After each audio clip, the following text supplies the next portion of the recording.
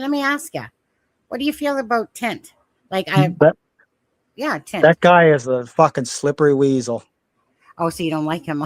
No. Okay. Now, is it because of him recording Wade, or have you talked to him before? Well, I should send you the messages he sent me. On there. Yeah, maybe I will do that.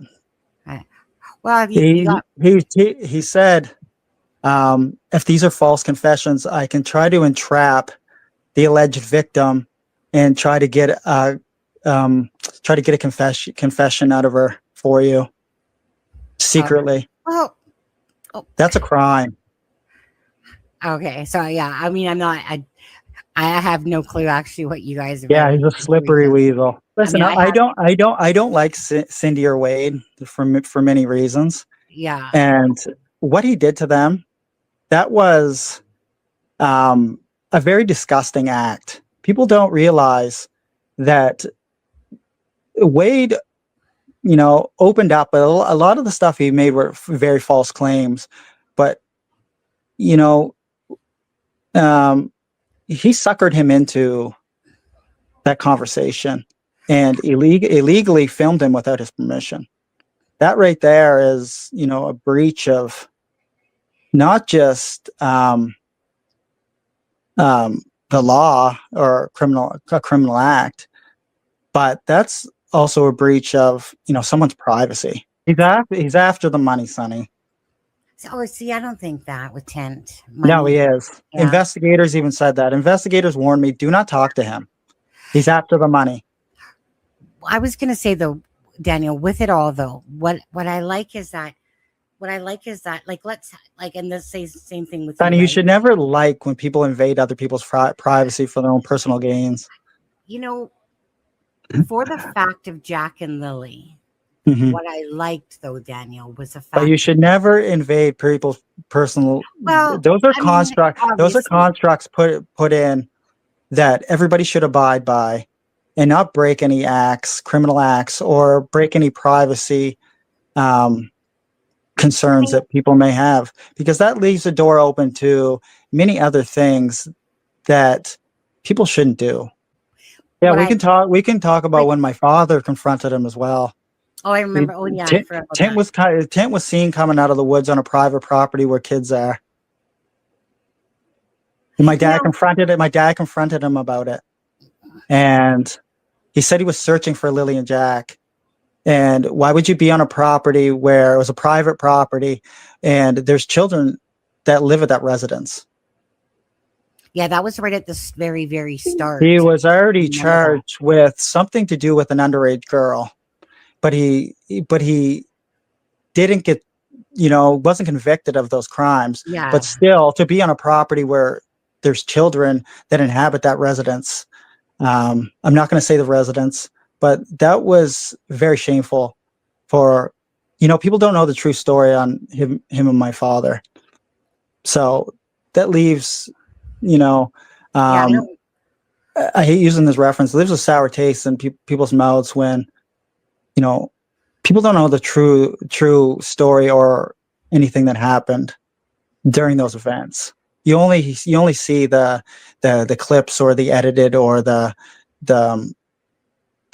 hearsay or the small parts of what actually happened during those events. Like when Darren was speaking to me, I was recording him because there was no fucking way in hell that I was ever going to remember everything that man was going to say. So the reason why I actually recorded him was just so that I could go back and re-listen to it again, because there ain't no way I'm going to remember. But Sonny, that's done on a level where he should have expected that, because it was done digitally. But I do appreciate the information that came out. But Sonny, in conclusion, nothing ever came for that. So he invaded Cindy and Wade's privacy for absolutely no gain other than his own. Well, I think Sonny, they did that. They still blame me, and I see that through the way Shenanigans talks, right? That she's pro Malaya, Cheryl, and Cindy, and she thinks I have something to do with the disappearance, And the only way she would come to that observation if she was misled by Malaya's side, right? So a lot of what you have said was geared towards Cindy having something to do with it. Malaya, that they're hidden, maybe not necessarily on a reservation. So No, that's Darren's belief, yeah, right? right. That's his belief. And But you never know. He may have changed that belief. I don't talk to he Darren. changed I have it. no association with Right. Darren. Right. So then at the end of the day, Daniel, what happened to Jack? What do you, in your heart of hearts, believe then happened to Jack and Lily? If you feel like that you had no involvement, but then you also feel like Malaya didn't have any involvement by the same Yeah, token. and I go back and forth as time goes on, right? It's been over a year. Yeah. And I have like this feeling where it jumps because Right. we've been through it this long. They have had, people's, individuals' phones. They've tracked where they go and what they do, and polygraphs, and all the investigative techniques that are deployed or are still being deployed at this time. I don't know what to think, and it leaves the mind to run wild with speculation, just like the whole community of of the the whole true crime community. It does, right? But it does all boil down to Jack and Lily, right? That's the whole main aspect of the whole entirety of everything is, where are Jack and Lily? What happened? But how could so my thing has always been is when your mother came out and started speaking about her timeline on I Mhm. think it was with Allie, and stuff like that, it didn't make sense. It just with didn't with with Allie. was it Allie? The redhead? Yeah, I can speak on some of that. That was a 2.5 hour interview, Mm. and it was broiled down to 8 minutes. And my mother got furious at Allie because they cut out so much that the public should have had. And I understand the powers of editing, because I did all those interviews, and not once was there something nice I said about Lily and Jack contained in those interviews.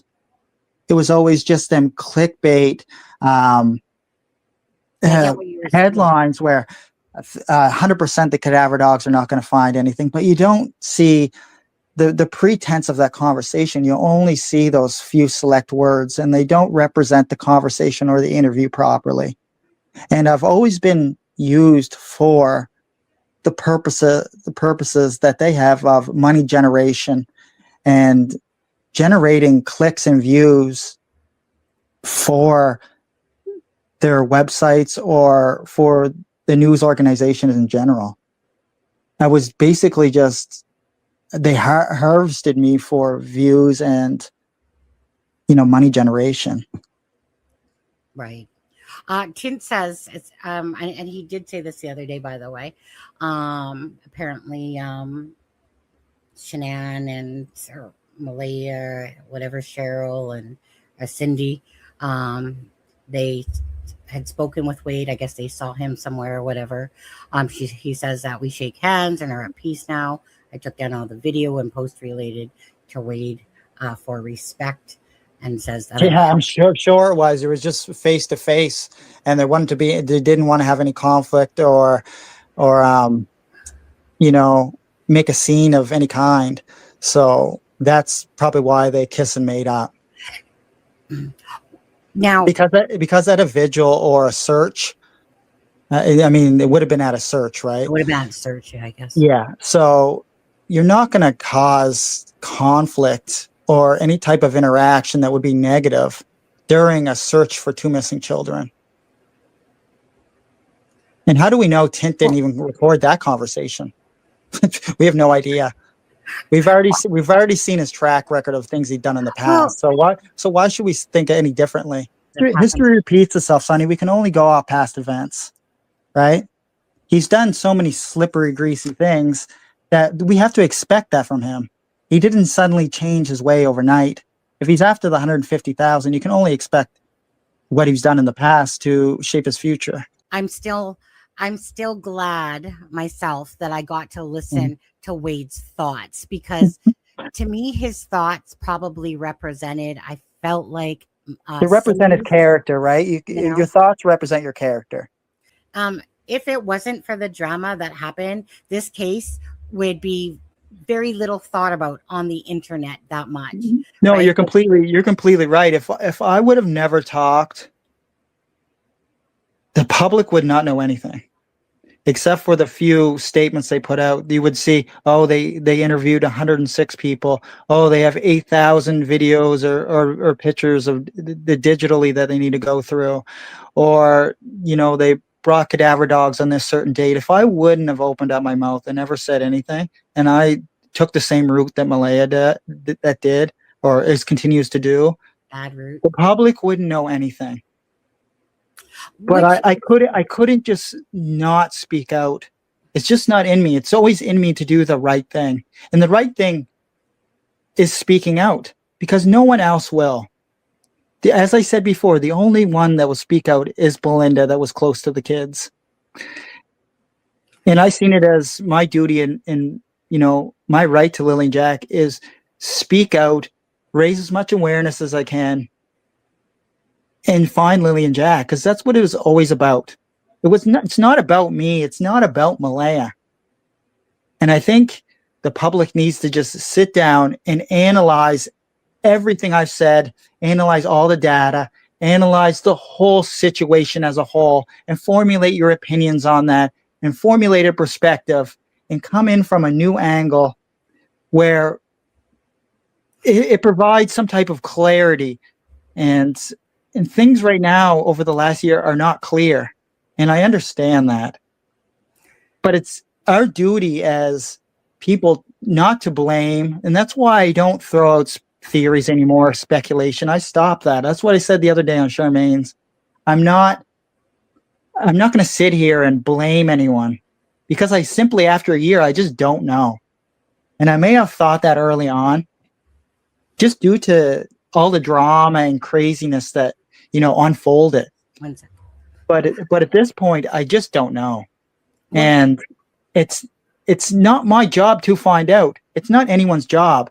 It's the investigator's job to bring clarity and bring Jack and Lily home. We can all try. There's no harm in trying. That's what we've all been doing. But the investigators have the resources and the know-how and the professional skills to do what we all want. Danielle, how much did you miss me while I've been gone for 2.5 months? 0%? We all wondered where you went. Even my mother asked me that. Where do you think Funny is? And like I said, I clearly didn't. I don't have an answer, right? No. I have so many things going on in my life that I never ever get to stop and just think about things that like your average person would think of. I have so much going on, and just trying to, remain mentally healthy for, my kids and all my loved ones in general. Do you get to see your own kids at all still, or no? No. Like, can you talk to them on FaceTime or something? No, just due to the fact that there's so much stigma that surrounds me. This case? Yeah, and I don't want to put the pressure on them, because they moved at the exact same time of the disappearance. They moved to a different city. Yeah. Right. And, they had to make new friends. And when you make new friends as a kid, especially with my daughter about to turn 10 years old, having the same last name as me, that puts a lot of stress on my ex-wife with, meeting, the kid's new friend's parents, right? Like, do you have a restraining order against talking to them? No, Or I no? have no restraining orders on me. No, I know there's a lot of questions coming through, Sonny, and There is. I'm It's the happy to I'm happy to answer every single one. oh, okay. And like, Well, as long as they don't dive into anything that I'm not allowed to speak on, right? on the court case. So I know that you said that you feel like, obviously you're going to try to think positive that they're still alive, but Yes, Sonny, thinking negatively will trap your mind into a place where it should never go. unfortunately, Daniel, with these cases, these these type of cases, like usually with one child, it's But like but Sonny, you but when need you're in some the kind of middle of it, you should never speak negative. You should never think well, negatively. I have a different perspective than the yeah, community that's has. fair. And same as Malaya. Malaya has a totally different perspective than even what I have. Well, Right? he doesn't speak. Of course, yeah, of course. I do understand. I do understand that, and I It would hope be one day nice. she actually does. Okay, you wait a second. I do want to ask you this. You made a comment on Charmaine's channel. Yes. You said something about, well, if Malaya does speak or something like that, that you can weaponize whatever she said. Yeah. What did you mean by that? Is The that way CPS is structured, it's a very minute thing where, unfortunately, they pit both parents against each other. And that's an unfortunate aspect of Child Protective Services. And, it's not to, I don't want to weaponize things like against Malaya, but that's an unfortunate aspect when it comes to these types of situations. It's not my choice. Malaya weaponizes everything against me too. That's just how the system is developed, and that's how the system works. And unfortunately, that's a downfall of the system, and there's no way to work its way around that. well, I mean, the system definitely could be improved. Tell you that much. Now, Yeah, okay, but so it's not up to me to improve any aspects on the system. I don't have that control, so I can only go with the protocols and guidelines and what can be done, right? From my perspective. She has her own perspective, but that's just the way the system is developed and the way the system is conducted, unfortunately. you've claimed your innocence with Jack and Lily the entire time, right? And then there's lots of people that don't believe a lick of what you're saying. And obviously, like I said, I have not been shy about voicing my opinions about it. It was really just definitely the inconsistencies and the way you were Mhm. going about it. And I can clear up all of them. I have no problem Well, addressing anything that you want to bring to well, light. but is there anything that you feel that you feel like that you could say that might change people's minds about you not telling the truth versus that you're being truthful? Because you're kind of at that point where, like in all fairness, Daniel, where pretty much most people don't believe a lick of what you're saying, and it's because of the inconsistencies. But is there But I anything? mean, I could clear up any Yeah, inconsistencies that you okay. bring to light. I have no issue doing that. And the biggest thing I want to clear up is I never ever abused any women or children. Yeah, and I And know. Go ahead. that's one of the biggest things that I'm judged on that for what other people say and what other people have, hearsay or third party actions or third party hearsay. It's it's a very minute thing to and it's very atrocious for people to even think of these things because I never did it. Daniel, what do you miss the most about Jack and Lily? I think I've you already said this before in and many Charmaine. interviews. It's Oh, like the magic just disappeared. Every day was, you know, seeing Jack and Lily smile and, you know, all the adventures that, we had. It was difficult to go from having a family to yeah. basically just me waking up every day alone. And that's the biggest thing is there's no magic in the air. It's just silence. That's it.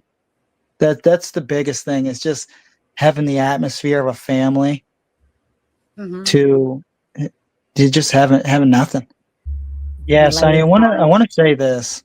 It was I think a lot of people in life take, you know, they take life for granted. They take their families for granted. They take every day for granted. And I just don't want people to know that, like, you should never take time for granted. Time is the most precious thing on the earth. And every single minute you can spend with your family and loved ones, I think you should take advantage of that and really put that in perspective and try to live your life in that way, that time does matter.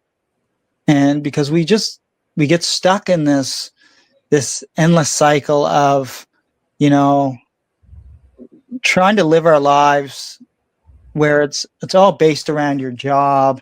It's, you know, based around based around things that are not important. At the end of the day, your family and your children and time in general is the most important thing.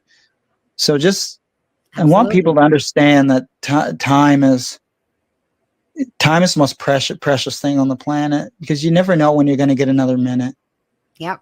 And I want people to really understand that. And you know, I had to come to grips with that over the last year, and that's what, like, really drove the momentum of, you know, doing all the self-examination that I did, and trying to be as open as possible without, you know, being closed off or you know, trying to get emotional about things, because you never know when you're going to get another minute. And I hope all your viewers, if they take away one thing, they should take away that from this conversation, is that, you know, time isn't forever.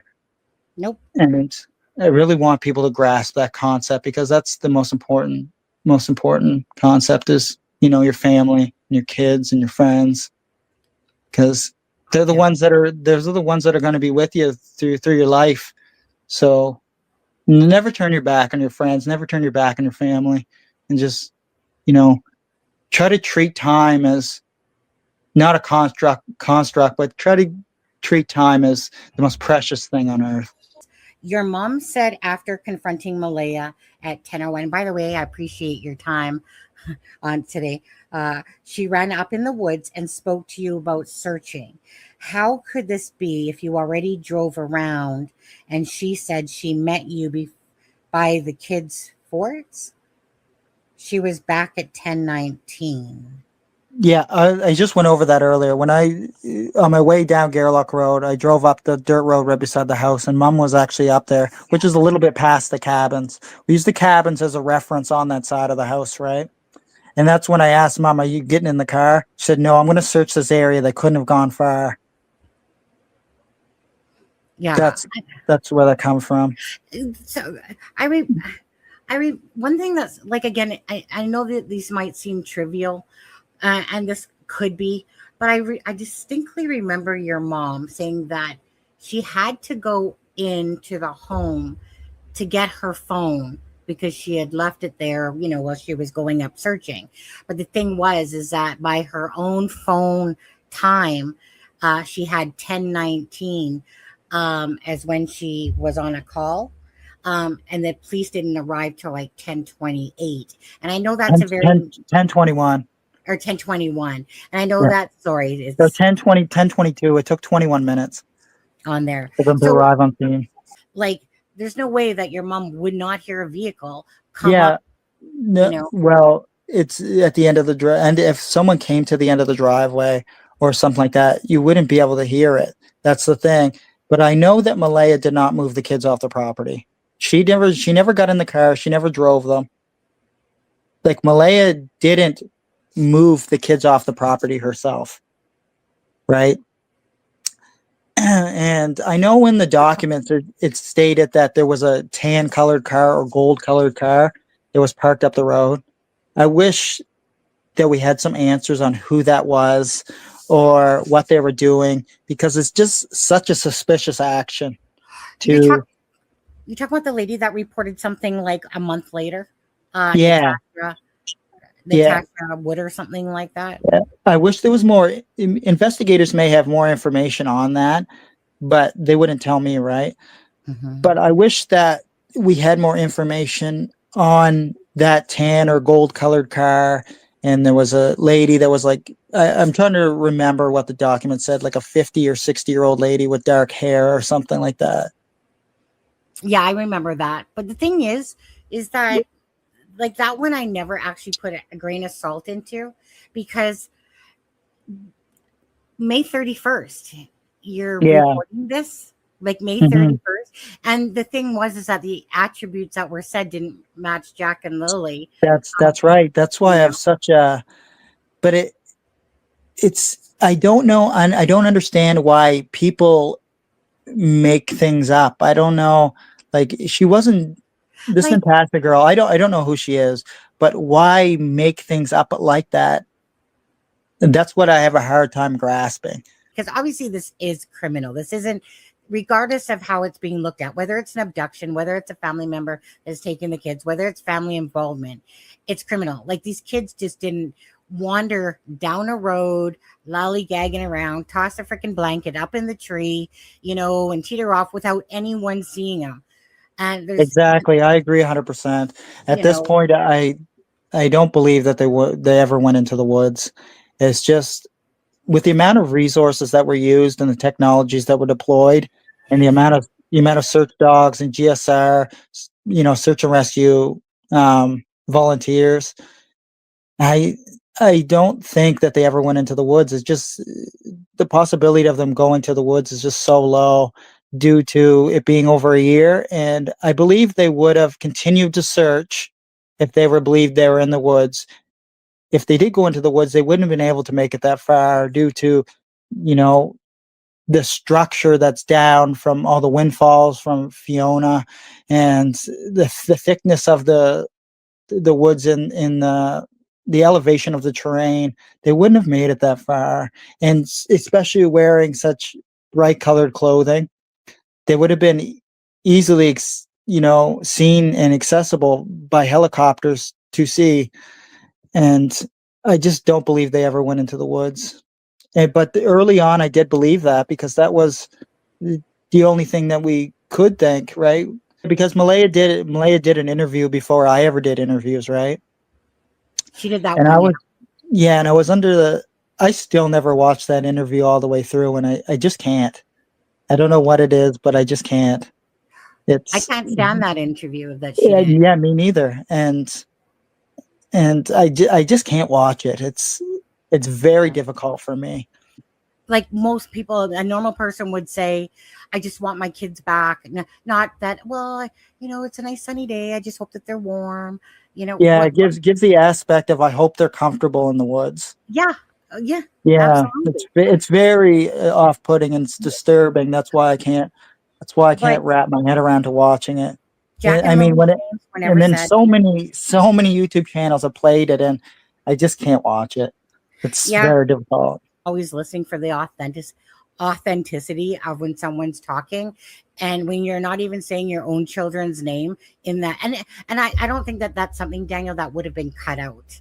Like meaning during the editing. I'm pretty sure that No, she, because it was the first interview, they wanted to be as raw as possible, right? yeah, Because that was the first time that people, you know, got to actually see Malaya talk, and that was the first, big um social thing or social media thing or TV thing. That was the very first broadcast that was yeah, done with Malaya, and I don't think they really edited anything out. It was yeah. I more think much it was more pretty. long form than anything I've received other than Yeah, doing CBC National, where it's a long form interview. Her right. interview was actually quite long for being on CTV. Yeah, That's actually it's usually 20 seconds and they cut most of it out and do B-roll and stuff like that, of that nature. yeah. So that was Well, a long interview. yeah, and it was all just mixed up because here's this interview, and yet she leaves the next day. Yeah. Does this weird shit. And it just, it just doesn't make sense to normal people watching something. Like this is what we're seeing.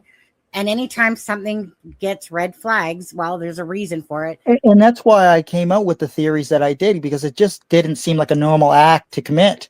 It was one minute you're, you're hugging me and crying on my shoulder, and then the next minute you're leaving.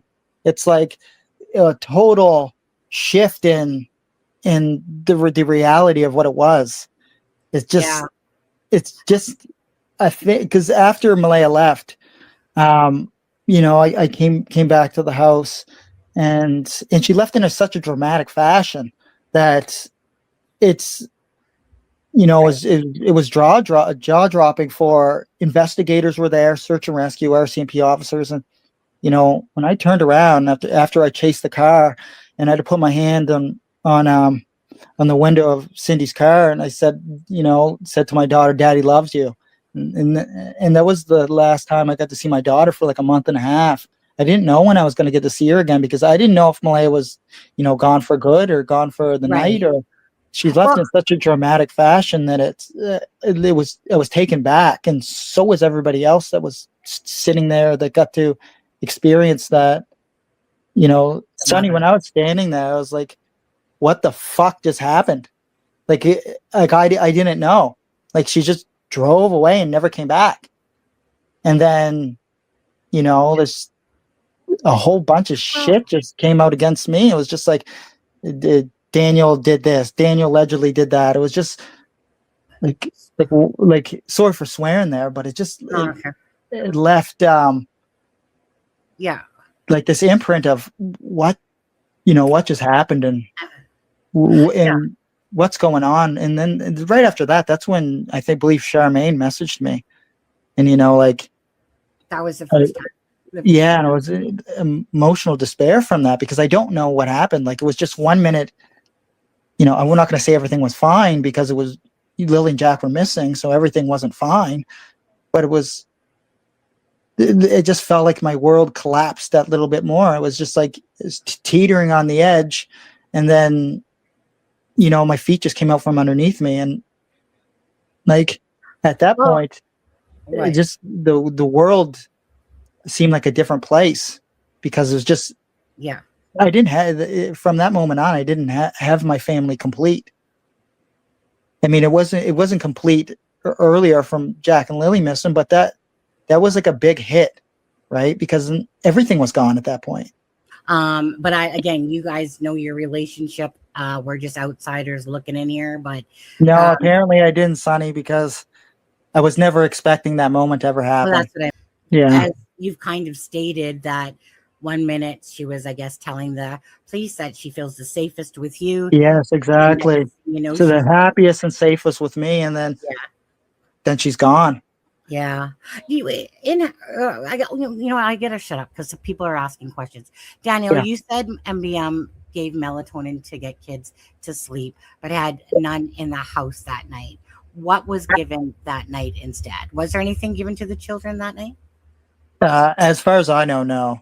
Um, do you know what time that you actually came in the house that particular night from after working on the fence or It whatever? was dark. It would have been 7:30 or 8 o'clock, sometime around that time.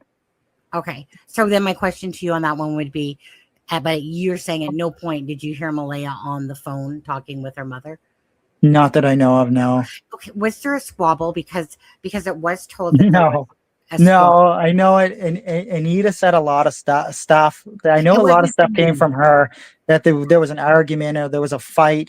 Malaya wanted to call 911, and I wouldn't let her. So she scratched my face, and that's how I have a scratch on my face. I had that scar for many years. I had that scar since I was like 19 years old or Okay. 20 years old. No, there was nothing that night. Okay. Like, there was no fights. There was no um interactions of any kind that were negative in any way. So when you guys went out shopping and all that stuff, right? When you guys went to Acropole and did all that stuff that day and whatever, okay, and then you guys get home. Say, well, the Google says 3:12, so I think it is. So I'll use that time. So you came home. Your mom was outside, or she came outside because you guys just arrived home. Do you remember? I don't recall that, but usually when we come home, she usually comes out. Well, yes. So why is Darren now saying the kids are in Boston? Is he saying that? I don't even pay attention to what he says. I think Anita and Darren should hook up.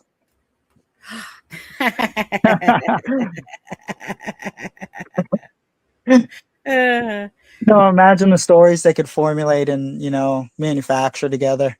does Cindy always call her daughter between, I think, 10 to 11? Yeah, and leading up to the disappearance, in the months leading up, it was like 2 or 3 calls a day, 4 calls a day, 5 calls a day. Sometimes leading up to like the month before the disappearance, it'd be 5 or 6 calls a day. And I would always ask Malaya, you're talking to your mom again. Like, what do you guys talk about 5 times a day? Nothing. She's just wondering how the kids were doing. Like Right. 5 to 6 times a day. Like, it Okay. seems odd, and Right. these are all the things that add up to why I thought what I thought leading up to, after the disappearance. I was firmly of the belief of, Malay and Cindy must have some involvement, because there's all these little things which are kind of like what you consider circumstantial evidence. I need Yeah. another drink. My mouth's going dry. Circumstantial. I know. Yeah, I feel more. circumstantial Yeah. evidence. It's like all these little things in my mind that always added up. And that's, I didn't talk about a lot of them, right? But there's always these little things that always, add up into the bigger picture. But like, none of them are concrete, right? That's not direct evidence No. or indirect evidence. It's But it's circumstantial. It creates and paints a picture of what I believe, could have happened, or what I thought, right? Yeah. And I have to move away from the theories and speculation at this point, because it's been over a year. Investigators, I know they work, they're doing everything they can. And I know that because I talk to them. I believe that they are absolutely doing everything they can. And that's why it really strikes a nerve with me when people are like, we want answers. The RCMP need to tell us. Major crime needs to be more open and tell us. It's just like, how can they do that? They're collecting evidence. They can't just give the public everything. Well, they're not gonna. Like, yeah, it doesn't Like, it's not how investigations work. I've been trying to give the public everything I could, that in correspondence with working with them. Like, can I release that the kids were seen the day ahead of time? And like, I'm going to say the blanket's planted. Is there anything I can't touch on? I try to only touch on my personal experiences during the investigation, or anything that that's all the interactions that happened with me, right? just to ask you, and you might not, but just to ask you, lots of times you've referenced about, hey, Daniel, like, we believe you're innocent, and is there like, do you actually have, just asking, do you actually have anything from a text message to anything that kind of where you're kind of got a message saying that, Daniel, we know that you didn't have part of it, and I can't say if anything like that exists, honey. Oh, okay. It's not in my best interest or the investigation's interest for me to divulge information like that. I'm not going to say it exists or it doesn't exist. Okay. I can neither confirm or deny. I'm not going to say yes. I'm not going to say no. Investigators, investigators know I'm fully cooperative, and they're of the understanding that I'm doing everything I can. Like, that's why it bugs me too. Like I said on Charmaine's, like, you guys don't have to send investigators everything, because I talk to them and I tell them everything. The other day when I was on Charmaine's, I sent them the link for the live. Like, they know everything I do. I was gonna say, I tell them everywhere I go. Or the drones just follow me. Either one. I think what the main thing with Wolfie was, he just tried to fit in. He's just trying to fit in. Yeah, it's like a loser trying to fit in there, like a square peg or a round peg trying to fit into a square slot. Mm-hmm. Well, I know at the start of this investigation, it was you guys were all like a fairly tight knit group, right? And I think since then, everybody's kind of had their quarrels with each other, and um, the attacks have been waged. I mean, waged on each other, and it's like Who? it's there's kind of like this infighting. I'm not saying with you in general, but this infighting with the creators now. Oh, And that's always been there, to be honest with you. yeah, but I think it's become more apparent, or maybe I think more. it's become clearer. Clearer. There's more clarification on, these two individuals are sticking together, or these two individuals over here, and because I see a lot of these channels, they openly attack. I'm not going to say the channels, but we all know who they are. They openly attack other creators, Yeah. and it wasn't like that at the start. Well, I don't know. Me and Charmaine took a lot of slack, get called liars. Yeah, your perspective is much different. I understand from your point of view, you're, as being, in the world that you're in, your perspective is different. And, you guys want to, follow guidelines that, the unspoken rules, we'll call them. And I understand that he broke those unspoken rules. And, that's in conclusion, we are where we are today. Well, So you are where you are today, I should say. The minute they show, no offense, but the minute they show, where these children lived in the home and stuff like that, people just get intrigued by it because, But the children were never neglected or abused. That's one of the biggest misconceptions is you have Darren coming out saying that, if they would have lasted a couple more months with Daniel, they would have died of starvation. Like, that is such a terrible thing and a terrible perspective to have. And it's such a disgusting thing for someone to say. He also said that when Patty asked him to go take Malay out of the situation with you. I heard that, but I also found out that was false. Well, I was going to say, I mean, I'm just going by what Darren said. Yeah, of course. Right. And it's hard to sift through the bullshit when. Well, it is. Yeah, it truly is. No, it is. No, I know, because I live in this world where I constantly get messages. It's, did you do this? Did Malaya do this? It's just crazy, the stories and conspiracies that people make up out of thin air, or when someone says something and then it goes through so many third parties that what you hear at the very end of the statement from where it originated, it's completely different. Who calls tax credit right after the kids go missing, like on the Monday or whatever it was? Like, who thinks to even do that shit? I have more information on that. I know I said this in the some of my earlier time speaking out. Malaya, the first thing she asked for was our daughter's ultrasound pictures, right? Yeah. That's not really of importance to the case at all. Right. But the next thing she asked for was birth certificates, right? Yeah, birth certificates, school photos, and I believe it was their health cards. I'm trying to recall.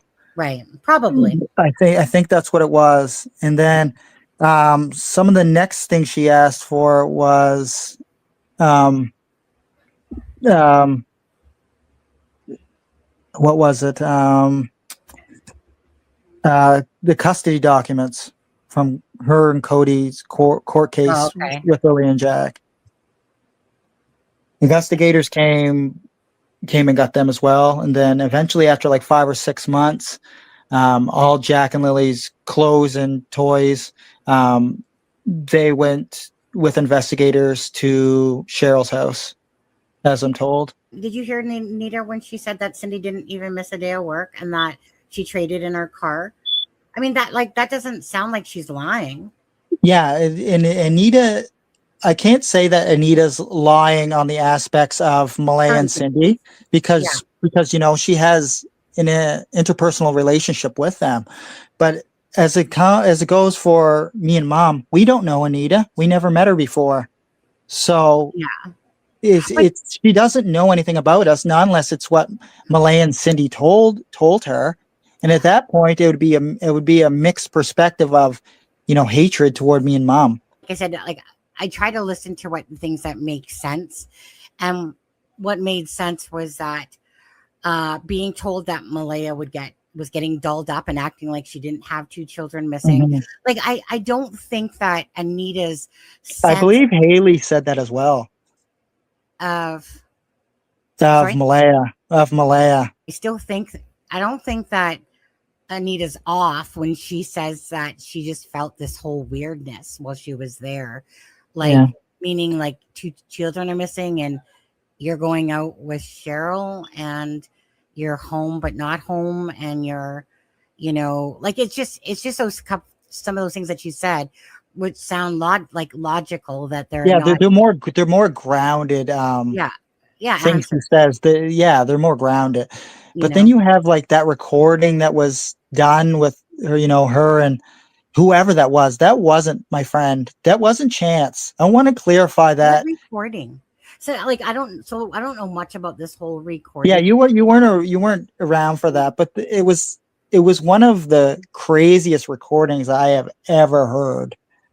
And it was I don't know if you want to play it on your channel or No. not, but It, it's not it's one of the most crazy. It's so completely up in the air, and that's not Chance. who And what uh, was it, Jordan? I don't know who it was. I don't think it was Jordan either. Okay. And I know it wasn't Chance because you know Chance messaged me right away after because Anita sent the RCMP to Chance's house. Okay. And Anita told the RCMP that Chance assaulted her and that he was going to do that he threatened her and he was going to do a mass shooting in Pictou County. The Oh, RCMP showed up to Chance's house and he's like, what's going on? He's like, you have guns and you're going to do a mass shooting. You assaulted this Anita girl. Chance is like, I don't even know who Anita is. I have no idea. And then Anita's like sending him the recording, and like that recording's yeah. like it wasn't Chance, and Chance lost his job over this bullshit. Oh, really? Yeah, because so many people were calling his work Well, that's harassing what I his mean. workplace that he lost his job, and But that, he liked that job, and Chance yeah, never did anything wrong. I This was, was all caused by Anita's um, just lack of but, uh, just lack of this well, humility. I've never heard this recording. I Mhm. probably don't want to hear this No, recording. you really don't want to hear it. I mean, Um, it's kind of laughable and funny at the but same not. time that it's disturbing because she plays into it like some kind of delusional character, and Yeah, like it's maybe, yeah, like maybe her imagination's like really overactive. I think on some of these thoughts I and think she thought it was a good idea to receive more validation that, she was making up this stuff like, oh, like people came to my house in ski masks and I had to flee my house and I was driving yeah. 140 up the road and I passed four cars. And it's like, So you just admitted to committing driving infraction.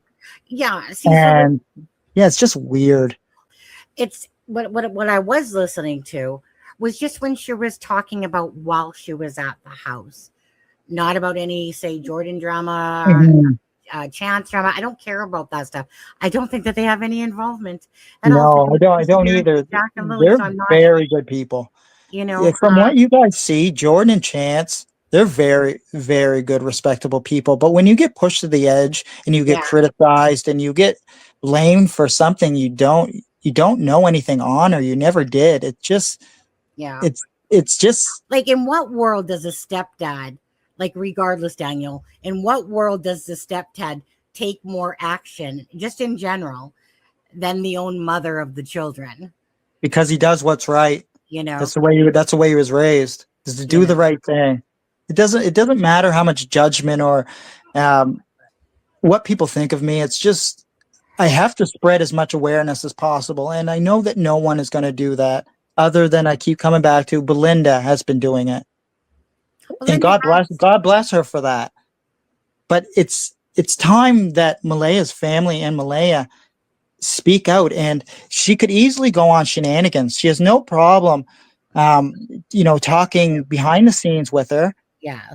How about shenanigans? If you're a real friend and you do have the platform for her to speak out, how come none of them use that platform to their advantage to raise awareness? It's mind Right. boggling and mind blowing to me that they don't do this.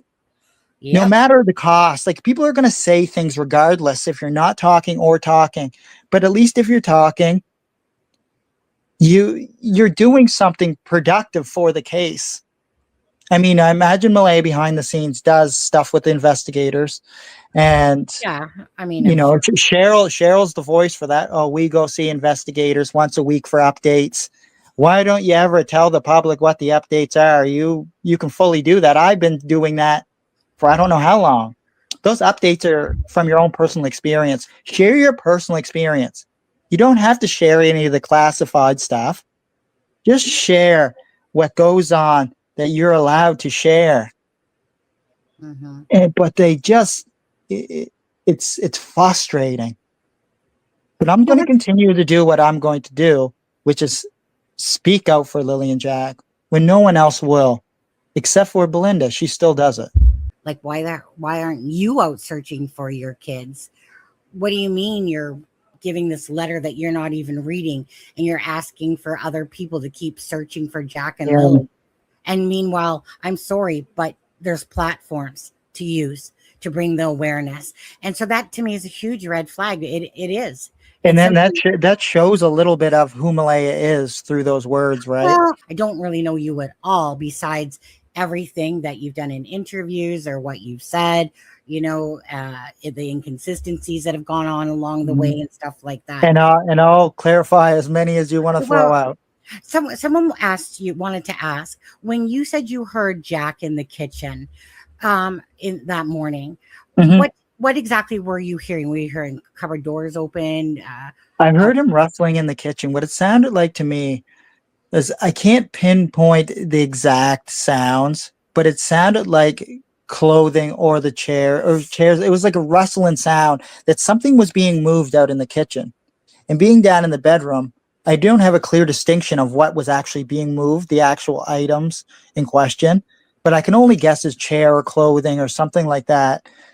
But when we went out to the kitchen, me and Malaya, that morning, and also our daughter, because Malaya was carrying her, um, there was no chairs moved.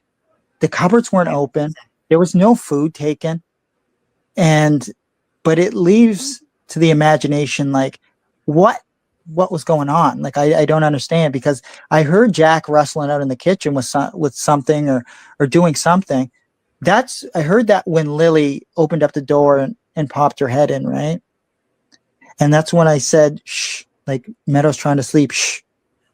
And, that's when I was with Meadow and I went back to sleep. But I don't remember if Malaya was in the bed or not. That's something I don't recall.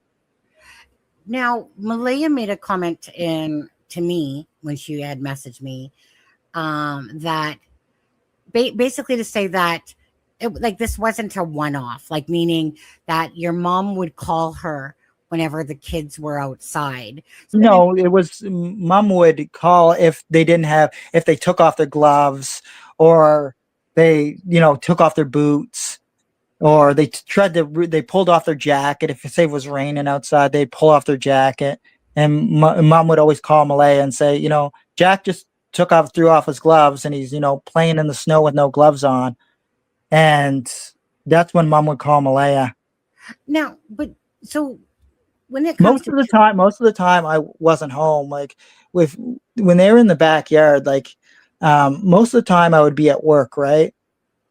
Because most of the time I only worked the one day. right, If I didn't want to work any more days, like I would take the one day, and then I would receive the other 4 days of unemployment insurance, yeah, right? So I still got paid basically for the full week, yeah, gotcha, but there was only 1 week of actual work other than if I wanted to go in and fill days with hours. But I always found it more important that I could spend more time with Malaya and the family, right?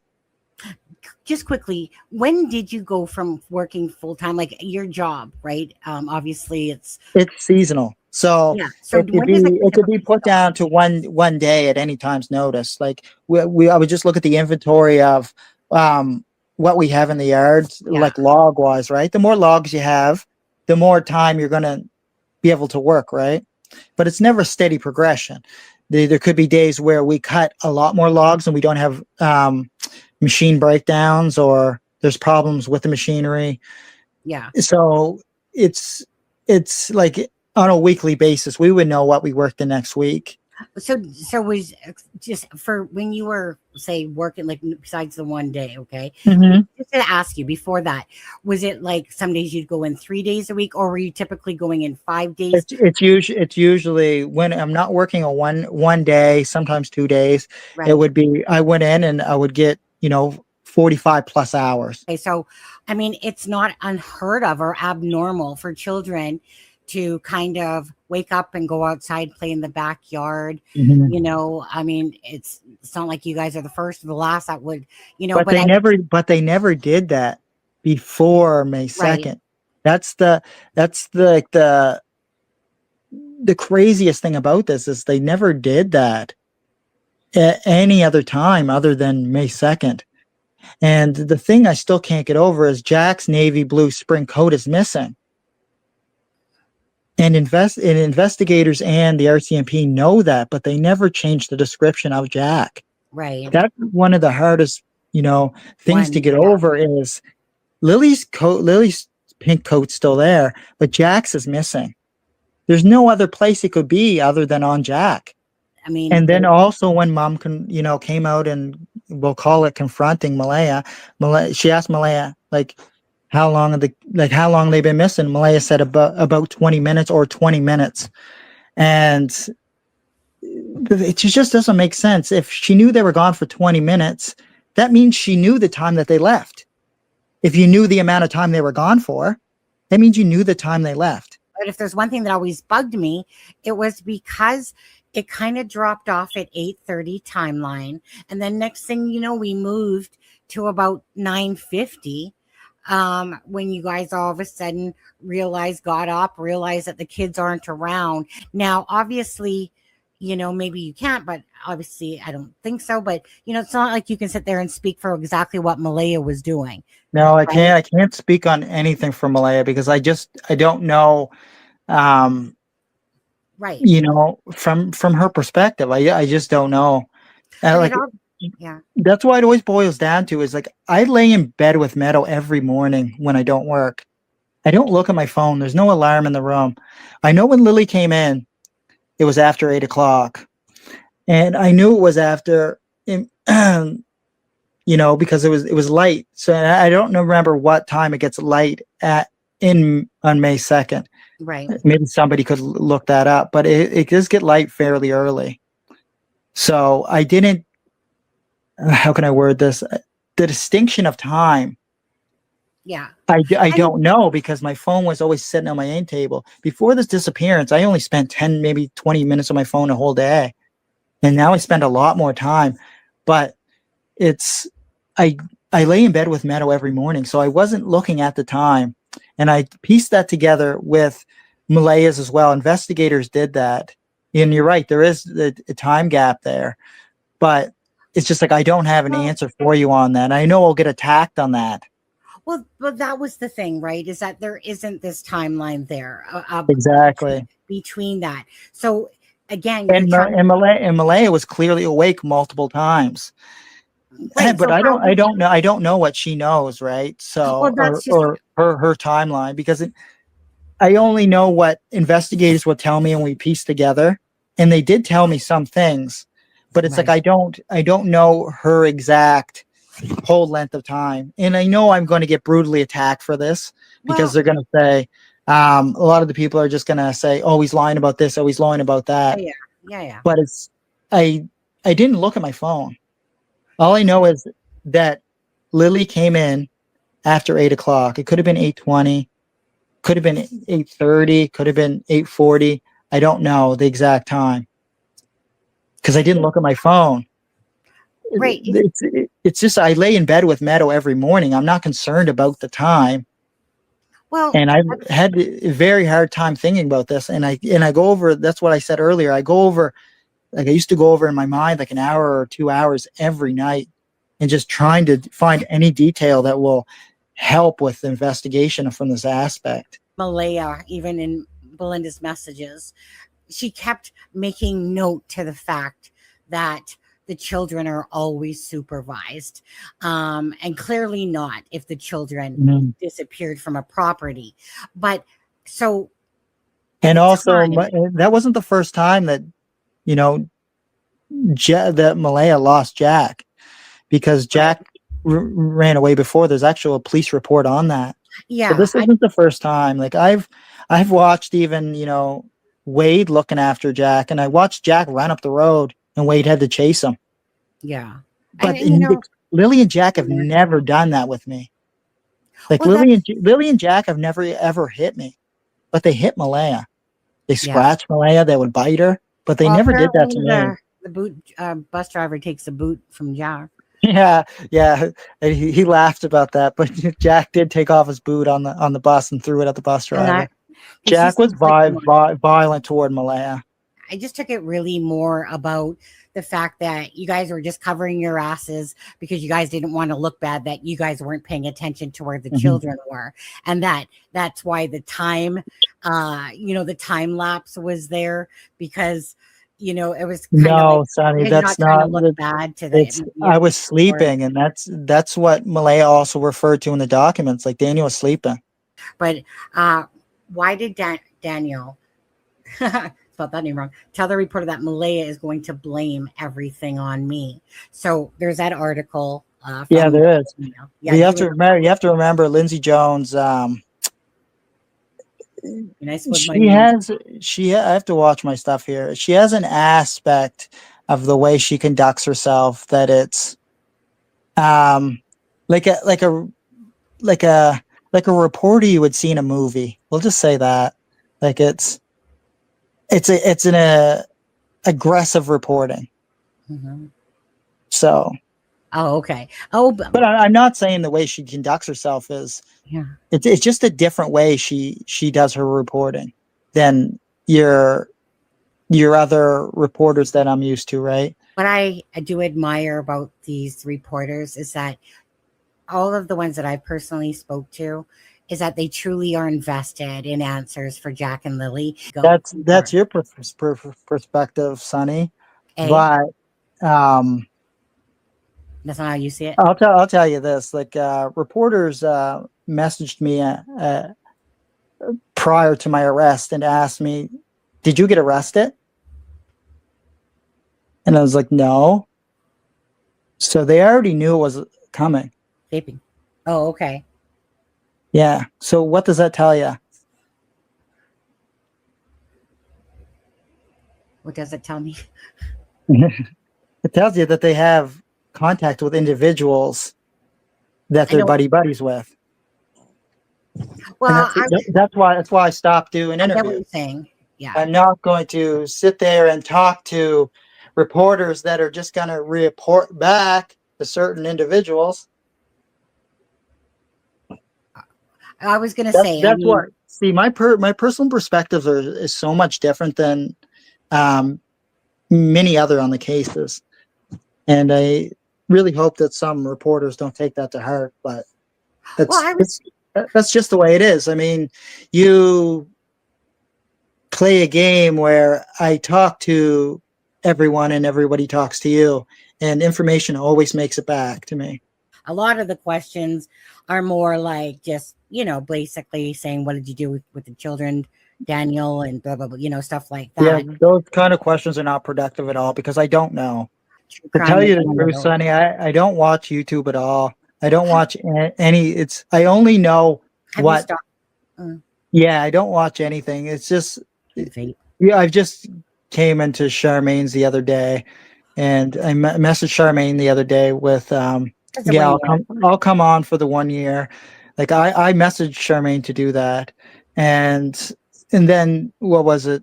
A couple nights later or whenever I did the other one with Charmaine, I Yeah. went on and I did a little while. But other than that, and then tonight, you know, you're back. So or you're back at least for this one. Yeah. So I decided like, yeah, I'll take some time because I know you have some questions and you have a fairly large audience. And so that's why I decided to do this because I know you had a lot of questions and your viewers have a lot of questions. So I wanted to, try to clarify some stuff and, see if there's any unique perspectives or unique questions that haven't been answered yet or I can attempt to answer, I should say. Did Jack always have a wedding incident, or did Jack always have a wedding incident at night? Did he ever take off his own pull-ups when wet? Yeah, he would take off his own pull-ups sometimes, but I mean, every child does that. But most of the time at night, Lily and Jack would sleep the whole night. Like they never woke up. They hardly wet the bed. From what I remember, right? Because Malaya would usually get up with them in the morning, right? I would lay in bed with Meadow when I didn't work, and on the weekends we'd get up together, or Malaya would get up first, but it was never usually me who got up first with Lily and Jack. When you were originally talking to Charmaine through Messenger there, you said a lot of things about Malaya, that you do everything for Jack and Lily. You did this. Yeah, I do a lot for Jack and Lily, from like even the time that Jack would have like accidents in his pull up. I would like, Jack, you jump in the shower, turn on the shower for you. And like a lot of people, even the other day, like I seen a lot of hate messages where they said, "Oh, Jack loves it when the water from the shower came down on his face." Like he's a kid, he loves going in the Why would there shower. be a hate message about that? I get a lot of messages like that. I mean, Oh, my it's thing just with people always try to attack on any aspect they see, and it's like that's not productive to anything. well, I guess the little discrepancy there was that. Yeah, and also too, I potty trained Jack and Lily as well. But Yeah, um, but when I yeah, said that a while ago, it's like I did everything for Lily and Jack. That's yeah. kind of like an overview or an aspect, right? That's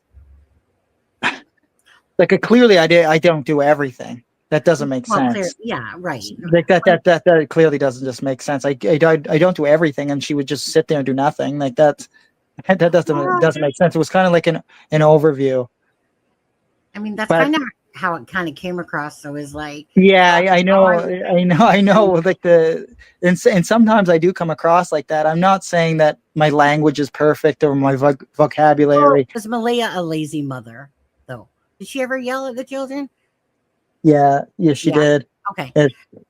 I don't want to dive too far in No, depth with that's that fine. because it attacks Malay on such a personal level, But and is it's it best fair, that though? CPS sees that stuff and does something about Yeah. it. I can't. I'm not just gonna say things on the internet to openly Well, bash. I mean, I've openly bashed Malaya, and was she more active than what you were portraying as a mother? she stopped being as active when our daughter was born. Right. Okay. Yeah, Which you had that said. was a massive turning point Yeah. in Malaya. And that's why I said, like, on the podcast with Charmaine, like, I'm ashamed of the way I conducted myself with Malaya in regards to being there for Malaya emotionally. And I became much more distant as Malaya, and we'll use this aspect of, I started to grow resentment against Malaya for the things I've seen her do and the things she put me through. Like from her, oh fuck, you're taking me down some spots that I don't really Don't want to worry. go, but And don't go there. like I stopped Malaya from committing suicide multiple times. She tried because she thought I was cheating on her. to the darkness that developed with Lily and Jack after our daughter was born, to it was, to me, starting to distance myself emotionally from Malaya. And looking back, I can see that now. But in the like in the mix of it all, it's hard to, see yourself from your own perspective, right? It's easy to look Sure. back on yourself, but Yeah. in the actual moment, it's hard, right? So, like, and I do feel ashamed of that, for not being there emotionally for her. And I also feel ashamed that, I did hard drugs, and I can Well, never take that back, right? And I'm demonized for that, and I'm such a huge level. But people will never understand the struggle that, people have with substance abuse. A lot of people just think, oh, you did drugs to escape reality. It was never about that. It was about trying to feel the way I should feel, like I'm trying to feel normal. And a lot of people can't grasp the aspect that, the mind, um, it's wired in a way, or my mind is wired in a way to always try to feel normal. And for so much of my life, I didn't feel normal. I felt like there was an aspect of me that wasn't there. Like I was never an emotional person. I was never in touch with my feelings at all. But I had to grow over the last year and really try to find myself and do a lot of self-examination. And I know people may not want to listen to me talk about this, but drugs were always a way for me to feel what I should have felt, right? And it's hard for me to feel talk about that, normal. or hard for me to talk about the not being there for Malaya emotionally, which Well, I grew very distant. But I'm very open about this now. yeah, Where it was in the past, I you would. I Yeah. wasn't Right. open. I was a part of me that was closed off, that it couldn't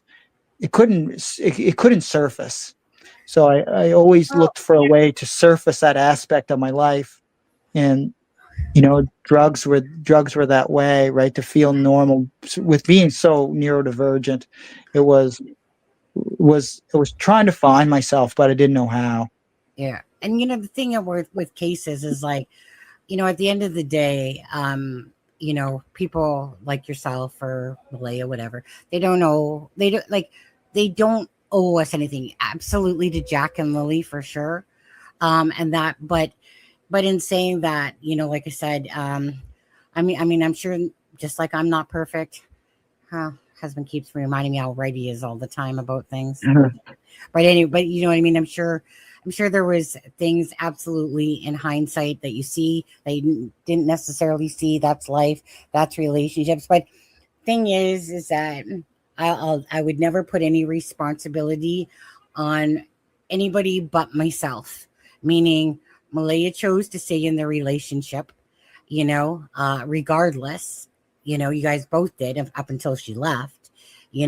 So obviously she could have left at any point if she wanted to, if she didn't like that, maybe the disconnect, or people stay and do things for whatever reasons, right? Only their brains truly know what's going on and stuff like that. But I mean, life, it does definitely give you a bunch, hindsight is always 2020 with everything. It's just always 2020, and that's why when people say, oh, I wish I would have visited my mom before she died properly and stuff. Well, you could have, would have, should have, didn't. So don't be sitting there wooing about it now because you could have, would have, didn't type of idea. It's like Yeah. like I said, life's too short. But anyway, Well, you live and you grow, Sonny, and that's well, yes, that's the aspect of life um, that I talked about earlier. Is you don't take anything for granted, because you never know where your life can go, and you never know what turns are ahead in the road. well, And absolutely. I'm gonna make the joke, like, you never know when your vehicle's gonna go off the road. Oh God, don't even. Freaking Daniel and his cars and vehicles. Hey, Uh, how pissed was your mom? on that vehicle. She must have been fucking No, pissed. she was happy that I was still alive because Well, that, yes. I mean, a vehicle can be always be it's I a know. it's just an item, or it's just Yeah, but a piece of just machinery. It's not. It's life is so much more important. maybe And you shouldn't take a vehicle anymore. well, Like, it was raining that day, and did you from hydroplane? yeah, and then my back tire touched the gravel, and I lost control, and the car pitch pulled, which meaning that instead of doing like a barrel roll, it went up the opposite way. It's like straight up and down Oh, the okay. vehicle, and that's why um, the vehicle on the front end doesn't look like it's smashed other than the bumper, because it rolled through the air straight up and down. And Was it a write off? Was that car a complete write off? yeah, it's Because usually completely no. done. The suspension was Oh, completely ripped out of it. yeah. Well, And yeah, yeah. when I was in the hospital, the doctor said to me, he's just like, you must have had somebody looking out for you, because he's like, when I showed him the picture, he's like, most people would have died from that. We But I wouldn't get have it. be having this conversation.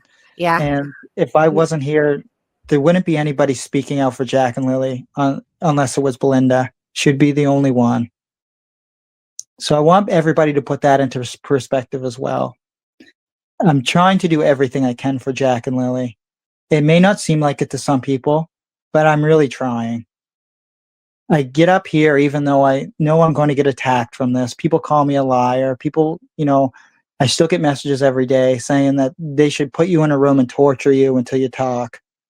And I always keep my messages open so people can send me messages, even just because there could be that one message that's important, that somebody remembers something, or somebody's seen something on May 2nd. They may possibly lead to some type of positive outcome, because that's what we all want. That's what we all strive for. That's why we're all here. That's why we talk, Sonny. We're doing it for Jack and Lily. We're not doing it for me. We're not doing it for Malaya. We're not doing it for Cindy or Cheryl. We're doing it for Jack and Lily. And I want people to open up their eyes and actually see that. Because if we keep closed-minded and we hold these perspectives of, Daniel, you're guilty, Malaya, you're guilty, um, it doesn't provide any uh, positive reinforcement to the case at all. It's just accusations. And that's why I don't sit up here and I don't say, Malaya did this, Cindy did that. That part of me is vastly in the past. Like, I still hold on to some opinions on, what went on, or what could have happened. But we all do that. We all try to think of, what happened on May 2nd. But I don't have any answers. And that's why I work with investigators so diligently, and try to ask them, is there anything I can do? Like, I probably sound like a moron, because I just constantly call them and ask them, is like, hey, can I do more polygraphs? Can you guys want my phone again? Is there anything that I can do? Like, do you guys want me to sit down with the main investigators and sit down with the social media team, and you ask as many questions as you can, so we can try to bring clarity to the case? Because right now, from my point of view, I don't have, and the public doesn't have any clarity.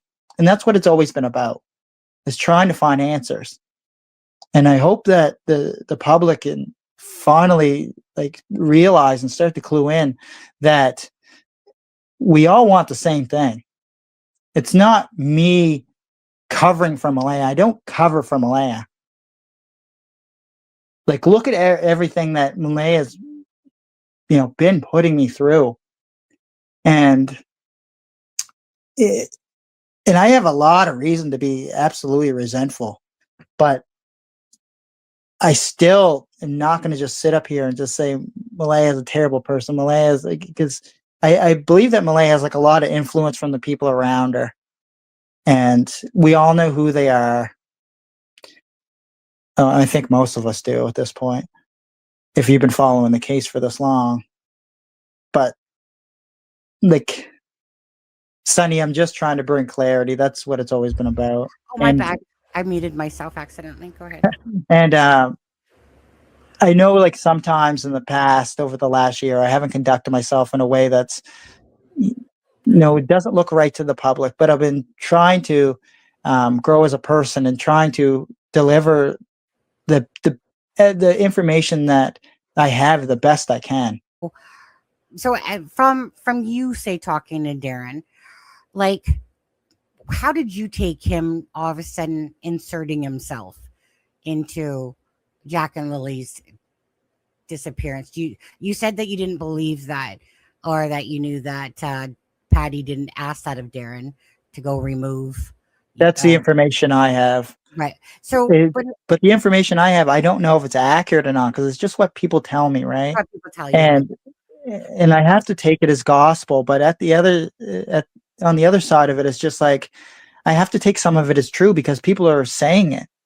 And that's the hardest thing I've noticed with the true crime community and people in general is people just talk just because they can. well, I mean, and I don't know, like with Darren, it's such a, and I just don't know how to read him sometimes, because it's just 1 minute he's over here, the next minute he's over there, and I just, well, I don't know with him. He goes off of his rocker a lot and stuff like that, and he doesn't like it if somebody doesn't take his side, and that's where he got pissy at me, because I didn't like the fact that he came on alive talking about 1,000% ironclad. Actually, you know what? To be honest with you, it was more the stupid comments that he would say that he knows exactly where Jack and Lily are. Yeah, that's a massive. But he's not telling RCMP because they're better off. It's a massive disservice to the public, and it's a massive disservice to Jack and Lily to say that. To say something like that. Yeah. That's. I mean, that's the bottom line of it. But maybe he did feel that way. Like it's hard to put yourself in Darren's shoes, but it's not like I want to put myself in Darren's shoes. And then basically say that you're gonna wash your hands of it. You're tired of them. I mean, he didn't stop after that, obviously. No, he told me. He's like, I'm Daniel. I'm gonna go on the down low. Wasn't Malaya planning to leave him out there later? I know we touched on this, but that's about. From the U-Haul story that Wade said, if you take that for the truth, which I don't know if we can, it was like a month or two in advance, and then from what I heard also as well that that I was told is by a few people that Malaya wanted to leave 2 weeks prior to the disappearance. About 2 weeks prior. Yeah, okay. That's what I was told. Okay, so Shameen's shooting me another message because she's seeing somebody else say something. Okay, but you didn't really know anything about that, like that she was planning on that? No, I didn't. Okay, it's just kind of she never. I didn't see any signs of it, or maybe I was oblivious to that fact, but it took me as when, Cindy told her to get in the car right now, and then Malaya did it, and then I had to chase after the car to say goodbye to my daughter. At that point, that was the only thing. Up to that point, I knew she was leaving, right? So yeah, I didn't know before that period of time. I know that you have the scratch on your eye. So sorry. So that to me was an old scar, but that's just from pictures. Yeah, that's a scar. That's a scar from when I was 19 or 20 years old. And yeah, I mean, in the interviews from the Sun, it made look like it was a fresh scratch, and that led into a lot of speculation. I don't care about my public image, and I never, at the start I did, because I didn't like to be criticized so heavily for something you're innocent, right?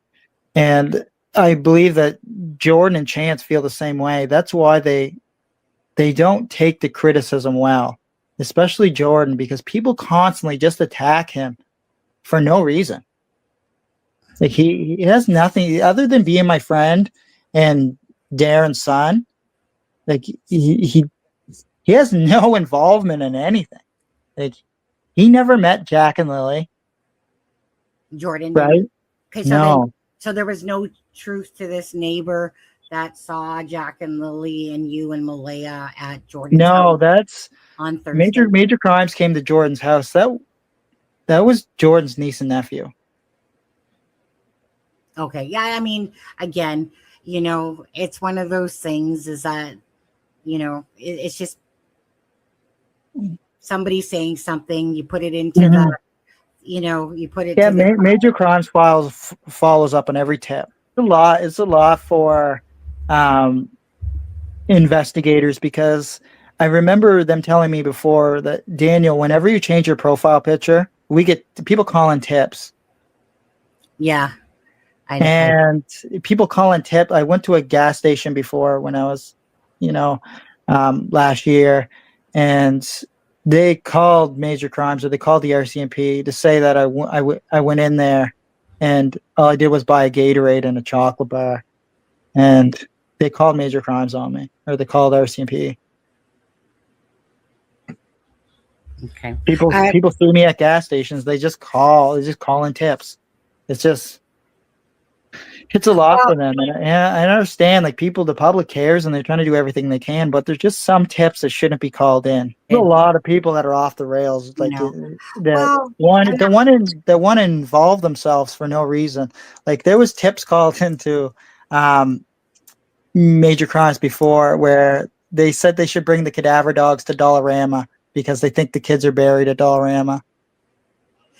I think I remember that. Was that Did you bring that up on Charmaine's live or something like that? Yeah. I think I maybe brought it up a couple times. I'm not going to say who they are. Okay, so Daniel, by what major crimes tells you, do you think that the case will go cold?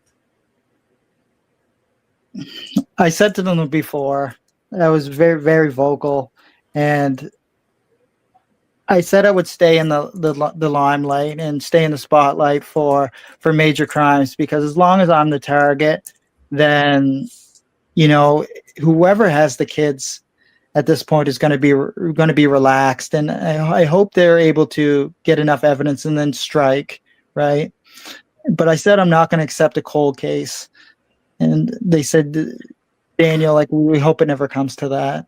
And I strongly agree that, and I'm under the impression that major crimes is trying to do everything they can, and I see that the cases, it's wearing down a lot of individuals, right? Because there's just so much, and it takes a toll. It hasn't just taken a toll on me and Mom and Malaya and everybody that knows the kids. It takes a toll on everybody, because they want to find the kids and they're doing everything they can, and that really, it destroys everyone mentally. I mean, there's a lot of you guys that you've put in a lot of time, and you have big hearts because you care about Jack and Lily, and there's a lot of the public that does as well, and it takes a toll on people.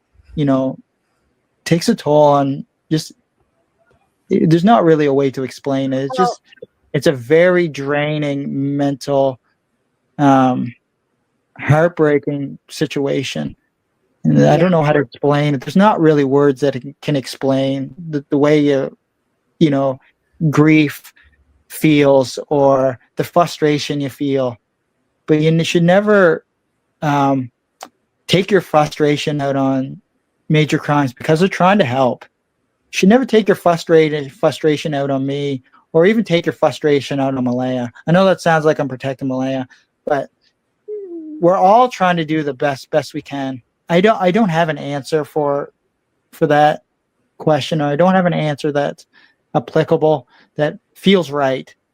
It's something that leaves you speechless, the way this case has ripped everybody's heart and soul apart. You have kids, Sonny, so you understand a deeper aspect of, and you have a perspective that maybe someone without kids doesn't have.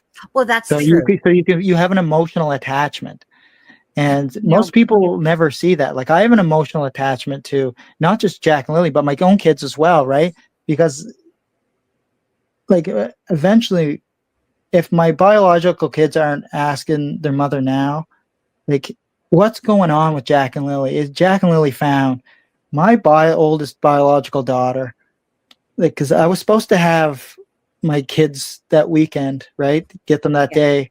yeah, That okay, yeah, and my like I said, like you know, you can't come over this weekend, and it was so hard for me to say like Jack and Lily are missing, like Jack and Lily are missing, honey.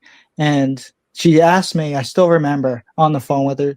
She said, Dad, can we come help search? And I had right. to say, like that's a difficult thing because they knew Jack and Lily. That was their Yeah. brother and sister, right? Well, Like for 3 years, right? When I met Jack and Lily, they were very young. Like Jack was only a year and a half old, so they were there and they grew up with, you know, Jack and Lily grew up with my biological kids. I just couldn't imagine the not knowing part. That's the part that has to eat away. Like there's no worse pain in the world than having loved ones, like in this case, Jack and Lily. Somebody knows the answer, or people know the answer. But what happened to Jack and Lily? I know exactly how you feel. It's one thing to have a child or a parent or a wife or whatever, and they were murdered and their bodies have been buried. It's different. You're sad because of whatever happened, but the not knowing is Yeah, you can grieve because there's answers, but when there's right. no answers, that's the hardest, thing you can imagine to think about. I know exactly what you're talking about because I live it every day. Mm. And it's not that I don't get to see Jack and Lily, but I also don't get to see my biological kids on top of that. Correct. So I live in this perpetual cycle every day of just waking up and trying to do the best I can. Now, Because if I don't hold strong and keep everything together, they're the only voice Lily and Jack will have will be Belinda. And I want people to actually, take that perspective into account that I'm doing everything I can. Even if people don't think it's right and if people think I'm lying, well, I was going to at say, least there's someone staying strong for Lily and Jack and trying to spread awareness. Like that's all I've ever tried to do is do everything for Lily and Jack. None of this was for me. I get absolutely destroyed and shredded apart. People call me every name. Never for me. It was always for Lily and Jack and for the investigators. So they can do everything they can. Honey, that's what I've had to come to grips with. right. After all this time, after all the investigation efforts, it's just I don't know. I don't know what to believe anymore. Like I Well, I'm there used with to you. throw out all these theories, but just none of them hold any ground or hold anything at this point because just all they were. That's all we have is speculation and theory. That's all Well, we have. there isn't any answers. So people are going to speculate. That's Absolutely. how the human brain works. It just You know, jumps to it just tries to it kind analyze of makes everything sense. and take everything into perspective and your brain automatically builds a belief system on past experiences from and just the way you've conducted your life. That's how, like, we can say from the point of view that like some women just hate men, right? So they're automatically going to jump to I did everything. And some men hate women, so you know what I mean, they're going to automatically jump to Malaya. It all comes from your personal experience and the data that's out there that you can analyze. Everyone builds a perspective. That's just how the brain's wired. And with gaining perspective, you just want to speculate. That's exactly the way to put it. I That's was. all we have. What do you think of true crime? the community. Like, I mean, everything has its ups. It's it's brilliant, but also so destructive. And it because it can be a tool that's so productive, and you never know who has valid input that could be useful. But on the other side, you get individuals that just make it a terrible place where there can't be discussion that's, you know, valid, because you have a lot of people that come into the true crime community. I've noticed this. They come in so much later to this case, and they try to ask questions, and they may have a valid perspective. And a lot of people that have been in the case for, you know, since day one, they shut them people down. And like, this question's already been answered, or that thing's already been answered, Right. or I don't think this happened. I think it's Daniel, or I think it's Malaya. They don't give the newcomers a chance to gang, or have their own perspectives that could be valid, and they're just shut down. Just for people that, or people that think positive in the way of, we think Daniel's innocent, and they openly say that, and they get attacked for it. Or they say Malaya's innocent, and then they get attacked for it. It's like, there's a lot of channels that are, if you were to go in there and say Daniel's innocent, they'll just kick you out. And so, yeah, so I mean, I was hearing that, no offense, but I was hearing that about Shanann's channel, that if people went in there, I was told, and they said anything, you know, about Malaya or whatever, they got blocked and stuff like that. I also think with shenanigans as well, if she's that close to Cindy or Malaya or Cheryl, be a good friend and convince them that they're going to be doing the right thing by speaking out for Lily and Jack. Absolutely. I don't know why Cheryl and Angeline and Cindy don't say to Malaya, speak out for your kids. They probably There's have. nothing bad that can happen. Do it for them.